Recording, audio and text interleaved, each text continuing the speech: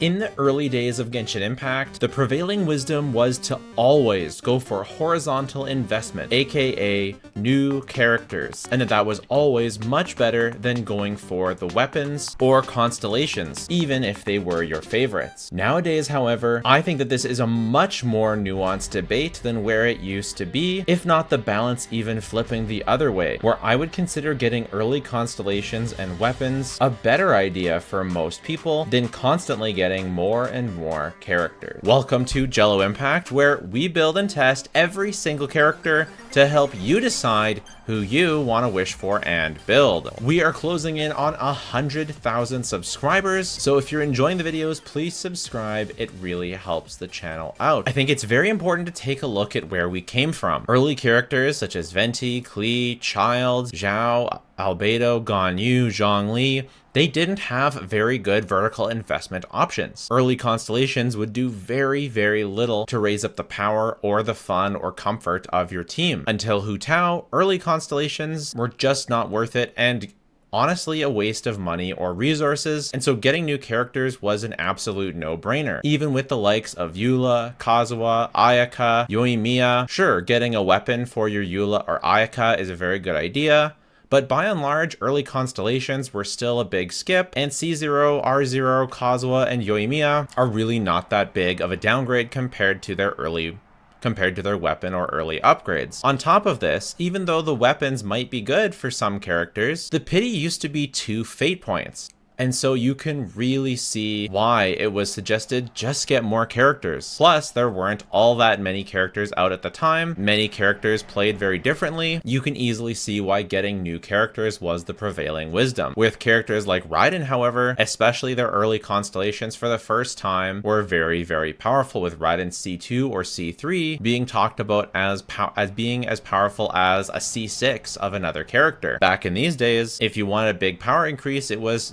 C4 for Ayaka, C6 for Eula, C6 for Yoimiya, and C2 or C3 Raiden were considered comparable to those constellations. So it was comparatively a bargain to get C2 Raiden. Other characters like Ito or Yelan would continue this trend of having powerful early constellations, as did Nahida, Wanderer, but with Fontaine, everything shifted. All of a sudden, powerful constellations such as Novelet C1 or Novelet Weapon were as powerful as a C3 or C2 Raiden, depending on investment and how you weigh things. So all of a sudden, you're looking at a C1 Farina, C2 Farina, you're going beyond the power level of previous C6s. Same thing with characters like Chiori having crazy constellation 1 and 2s. Same with Arlecchino, Clorand, and the constellation creep is crazier in Natlan, with Mualani C1 and C2 and her weapon being so powerful. Same with Kinich, same with Shalonen, same with Chaska, same with Citlali. Moika doesn't have as good of a C1, but you get the idea. These days, early constellations are so valuable. And on top of that, the weapon banner is only 1 pity now, making it actually 10 less pity per wish than the character banner. All this to say, this tips the conversation in favor a lot of getting early investment for your characters instead of just getting new characters, but this is not the only consideration. I made a list of some pros and cons. As someone who has every single character, I am very aware of the pros and cons of horizontal investment. The biggest pro for me personally is that I get to compare many units. If you're the kind of person who likes to race marbles or Hot Wheels down a track and have your own tournaments to see which marble is the fastest, getting every unit at an equal investment level and trying them all against each other is really fun. It is a huge pro for me, and it is the reason that I have not started just investing in a ton of different early constellations. I love having the majority of my units be at an equal investment, both resin investment and Primogem investment, so that I can accurately compare all of them. So for me, until Genshin adds the ability to toggle off and on constellations, I just won't be getting that many. And comparing the units against each other is the biggest reason why. Another pro is it allows you to try many playstyles. Obviously, there's a ton of different characters that play different ways, and if you're the type of person that likes to play the endgame over and over, even though the end game is the same, if you play it with different teams, that might give it more replay value for you. This was fun for me at first, but it does get a bit old.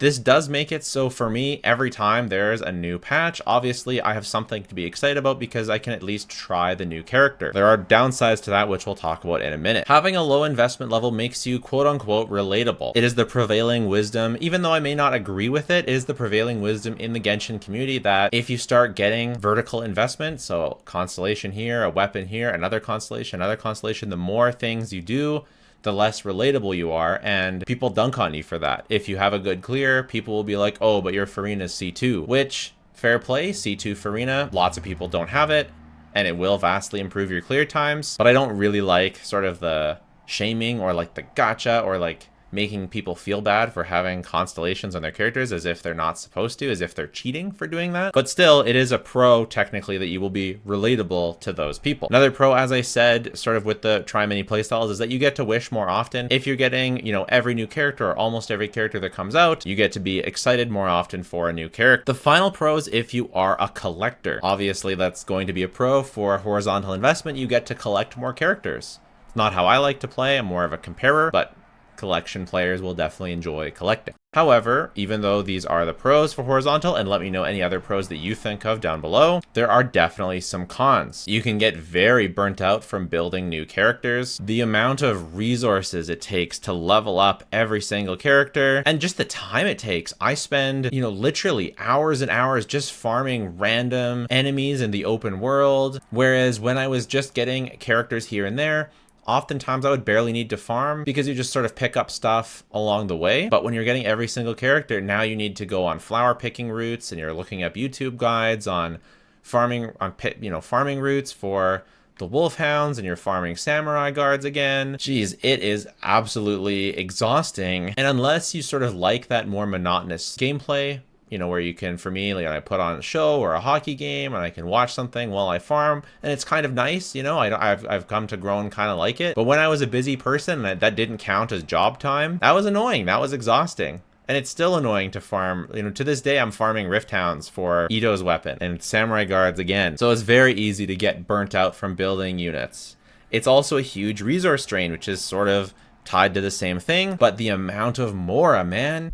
When a new character comes out, it can cost me upwards of 6 million mora to level up that character, to keep them up with my other characters. And that's not even including if they need a new artifact set, or if I'm gonna level up their 5-star weapon. If I was doing this again, I'd be very tempted to only go for 4-star weapons and not get 5-star weapons, because those are also a huge resource drain when you're getting that many of them. But I'm a sucker for aesthetics. That's the main reason why I have 5-star weapons, so here we are. The next con is that you end up benching so many units. If it wasn't for me, you know, having to test every single character pretty much in every single abyss, or at least the majority of the relevant characters, I would never be playing the majority of my account, and they would just be, you know, I'd get them, I'd build them up, spend all that resources only to bench them, and that's not super fun. That's not super enjoyable. All the work that you put in to get those characters, and now you're just going to bench them, that feels real bad. I think a lot of people who do get every character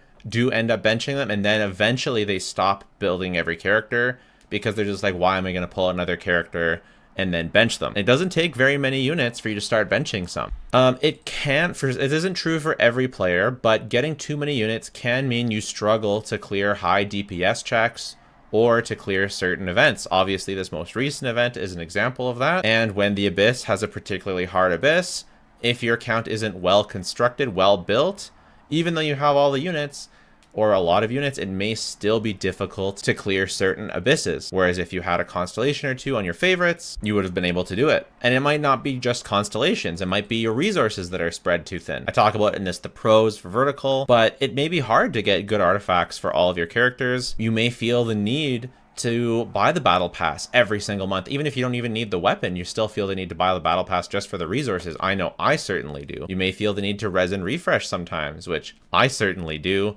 Sometimes. I don't anymore, but there have been times when I've needed to, and I probably will when a new artifact drops, a new artifact set drops, and I need to build it up to test them. I do need to resin refresh for at least a few days until I can get that new set up to a reasonable level.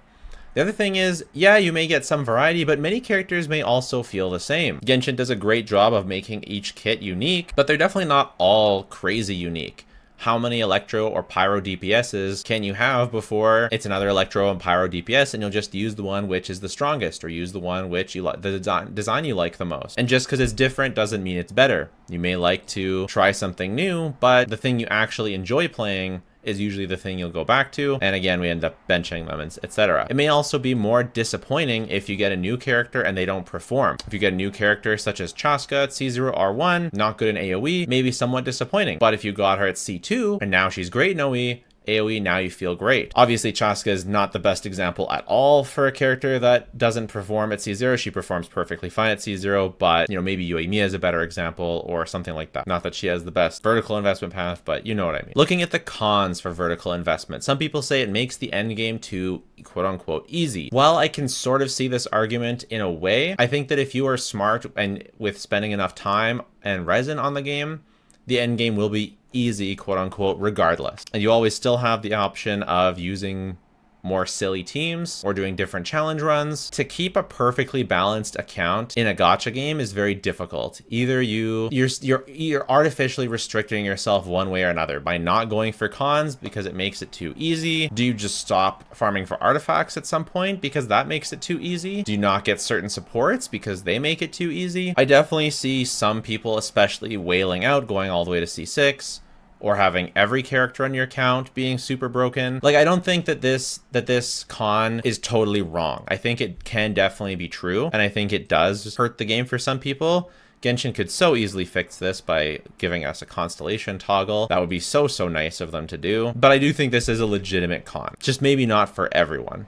I think for a lot of people, the game will get easy anyways, and a bunch of other people won't have a problem with it being easy in that way. Also, I find Imaginarium Theater is sort of a great balance check to that. I guess I could add that to pros, right? Imaginarium Theater. But I will say that you have enough 4 stars most likely regardless to do Imaginarium Theater given enough playtime, but that is something to consider, I guess. I wouldn't build your account all around Imaginarium Theater though. More temptation to whale and requires discipline to not wish too much. I think this is maybe one of the biggest cons for vertically investing as well. You may not just stop at the certain stopping point. You may have the temptation to spend money to get C3 or C4 or C5 or C6, and you have to have discipline, and this one's probably the hardest one, to not wish too much. So you may think you love a character, but then you wish for them and you get their C2, and then you realize you don't love the character. And I think that happens to a lot of people, and so you have to really be picky on which characters you choose to invest in, and that can be hard to do. So these are real cons for vertical investment, but I think there are pros as well. And the pros are,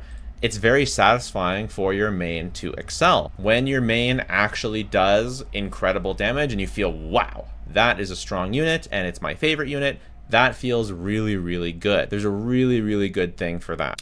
You can still have lots of team variety. I'll show you an example of that in a minute. Just because you only pick your favorites and the supports to surround them and maybe early constellations to support them, you can still have lots of team variety. I'll show you that in a minute. Your units will have better builds because you didn't have to spread yourself as thin. You can just farm into the specific characters that you love instead of farming for characters that you don't care about. You can always play your favorites in any content, so no matter what Spiral Abyss comes out, no matter what event comes out, you can always find a way to play your favorites if you have strong builds and strong constellations or weapons for them, and it makes your favorites always future proof. So your favorites, you don't have to worry about them being power crept, because as long as you hopefully you enjoy some of the newer units. If you enjoy 1.0 units, you're kind of hooped, even 2.0 and some of 3.0, but especially if you're liking newer units, some of them are your favorites, then they're always going to be future proof, because yeah, maybe one day C0, R0 Novelette will have a hard time clearing an Abyss, but C1, R1 Novelette with C2 Farina, that will be eternally good in Genshin Impact. And if it's not, like, things have gone way off the deep end, because that will stay good forever. And the final pro for vertical investment is some characters just feel a lot better with early constellations, whether it's parts of their kit that feel unlocked or that shore up their weaknesses. A great number of characters.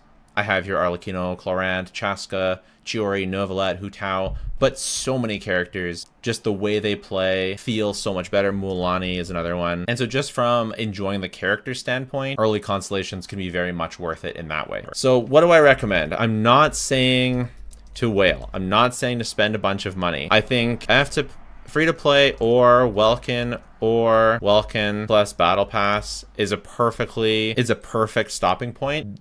I don't like whaling or just spending on top-ups whenever you need to. I like having some wishes to manage, so you have a limited set of wishes. But of course, it's your disposable income, so do whatever you want. But I think that these are sort of the optimal ways to play the game, most cost-effective. I think free-to-play Welkin or Welkin plus Battle Pass is all valid for a vertical investment strategy. You just might have to be more and more picky the more free to play you are as to which constellations or weapons you end up going for. So what would this mean in practice? What would an account look like if they actually practiced this vertical investment path? Well, if it was my account, it would look something like this. If I lost my entire account right now, and I didn't care about building it back up, getting every single character, these are the only 5 stars I would wish for, and the constellations that I would stop at. Let me break it down for you. So the characters that are my favorites are Clorand, Mualani, Yelan, Chiori, Hu Tao, and Shenhe. Those are like my favorite characters when you count both their kit and their design and their personality and their playstyle and their constellations, etc., etc. There's other characters that I considered putting up here, such as Raiden or Yoimiya, but I really don't enjoy them these days because they're just drastically outshone by other characters in the meta. Fortunately, there are cheat codes, such as Farina C2, which if I did want to go for Raiden or Yoimiya, Farina C2 is just a cheat code to making them good, and then I could go for their constellations. But given that I also don't find their playstyles as engaging as some of the other characters, these are the ones that I would actually go for. So C2 Clorand, this gives her interruption resistance and a lot more damage than she has at C0, and so this would make running her with Moika just absolutely perfect. So Clorand, Chevreuse, Ianson, and Moika, and with C2, Clorand is the shining star on this team, and Moika is a decent sub DPS. Awesome. Mualani gets a huge boost at both C1 and at C2, giving her more bites from C2 and more powerful first bite from C1. And I love that big nuking type of playstyle. And Mualani C2 is just such a cool unit, feels so good to play. We're getting Yelan mostly for our Farina Shalonen core. That's how we're gonna mainly run our we can also run our C2 R1 Yelan with our Mualani. So she's basically there to give us more team options for both sides of the Abyss. We can also run it with Clorand if we feel the need to.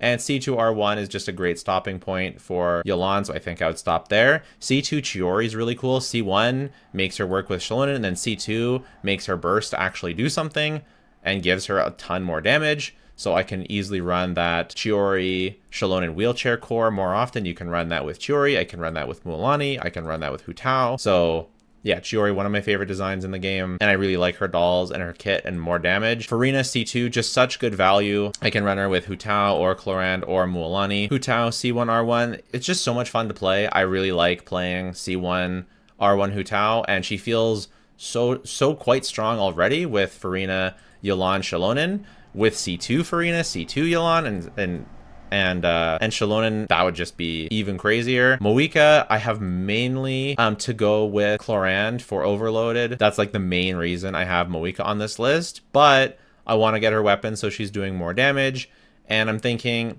hey, if I'm already having Moika, I might as well get Citlali just to see what all the fuss is about so I can do those big melts. But, now I'm thinking the more I'm looking at this, I'm actually probably not running Moika DPS. So I'm actually going to take Citlali out. And honestly, I'm just getting Shenhe here because she's really hot. And I'm hoping that she ends up being like working with Skirk or something. But mostly it's just because she's so crazy hot. And I need to have her on my account. And so looking at this, I have 3 DPSs. Clorand, Mualani, and Hu Tao. So those are like the DPSs that I've chosen to build my account around, my future fake account that's never going to happen. But no matter what is in the Abyss, I can always build 2 teams with one of these DPSs.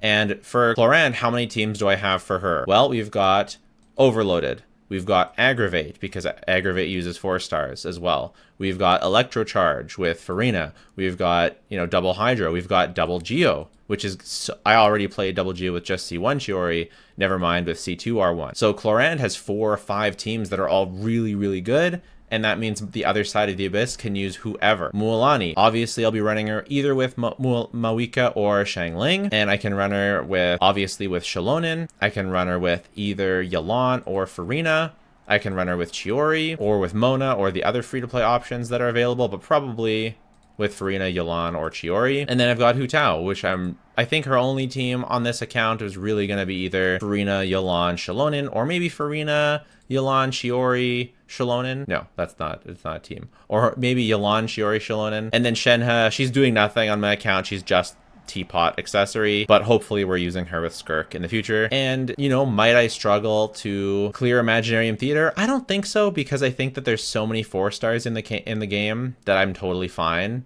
to be able to make Imaginarium Theater, and then I would just build up. If I ever feel like I want to build up new units, I can build up 4 stars. And how many 5-star summons are we looking at? So each one of these is 4 cost. So 4, so that's 12, 13, 14, 15, 16, 17, 18, 19, 20, 21, 22, 23. So we're looking at 23 5-stars to get my super beefed up account. And honestly, this account would be crazy strong. I would always be using characters that I love. My characters would feel super strong, and I could just focus on building up each of their builds to make them super OP. So that's the way that I would build up my account, and that's the way I would build up. That's why I would recommend building up someone else's account for a lot of people.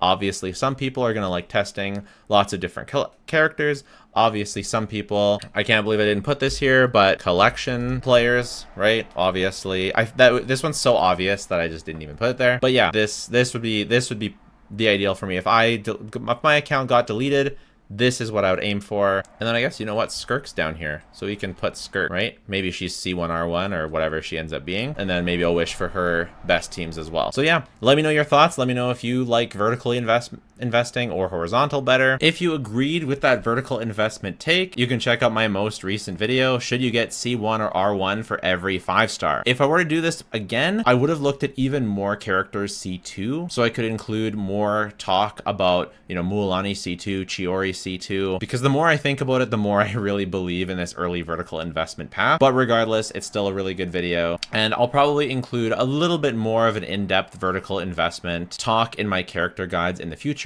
I don't think I'll be changing how I cover the game. I think I'll still be covering almost always C0 R1, except for in very special cases, mostly when a character is my very favorite character. But in terms of recommending to other people, yeah, I'm kind of leaning more on the early vertical investment train, but let me know your thoughts. Subscribe, check out the video, and if you don't want to do any of that, that is totally fine. Just watching the video has been more than enough. Thanks so much. Bye for now. And got a few tricks on my sleeves, yeah. Others I might squeeze and freeze, yeah. I'm gonna make sure don't need no teaser. It's the truth, yeah, you should check a meter. I lost sneak peek or two when you got no idea what to do. Always on my mark, no time to accuse. Shouldn't like tell me the stage is not for you.